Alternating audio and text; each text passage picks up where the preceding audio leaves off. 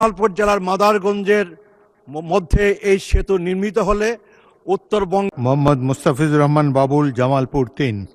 মাননীয় স্পিকার, আপনাকে ধন্যবাদ।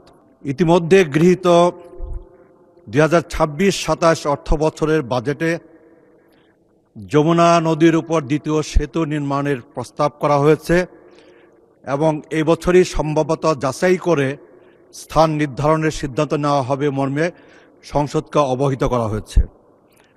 আমি মাননীয় যোগাযোগ মন্ত্রীর দৃষ্টি আকর্ষণ করে মহান সংসদে এই দাবি উত্থাপন করতে চাই যে যমুনা সেতুর উপর বর্তমানে যে চাপ, যানবাহনের যে চাপ, এই চাপ কমিয়ে আনবার জন্যে যমুনা নদীর উপর দ্বিতীয় সেতু নির্মাণের দাবি, এটি বর্তমান সময়ে খুবই জনগুরুত্বপূর্ণ দাবি হিসাবে আমাদের সকলের সামনে উপস্থাপিত হয়েছে এবং এই যমুনা সেতুর স্থান নির্ধারণের জন্যে সম্ভবত যাচাইয়ের জন্য 3টি প্রস্তাব করা হয়েছে।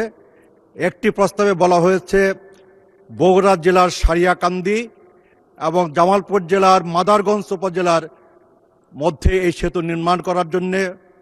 আরেকটি প্রস্তাব আছে গাইবান্ধা জেলায়, আরেকটি তৃতীয় প্রস্তাব আছে অন্য কোনো জায়গায়।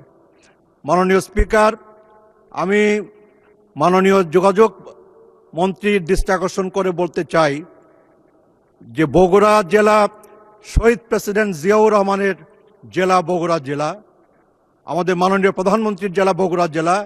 এই বগুড়া জেলার সারিয়াকান্দি থেকে জামালপুর জেলার মাদারগঞ্জের মধ্যে এই সেতু নির্মিত হলে উত্তরবঙ্গের অধিকাংশ জেলা উপকৃত হবে এবং সেই সাথে আমাদের বগুড়ার সাথে মাদারগঞ্জের এই সেতু যমুনা দ্বিতীয় সেতু নির্মাণের মধ্য দিয়ে আমাদের শহীদ প্রেসিডেন্ট জিয়াউর রহমানের জেলা বগুড়াকে আমাদের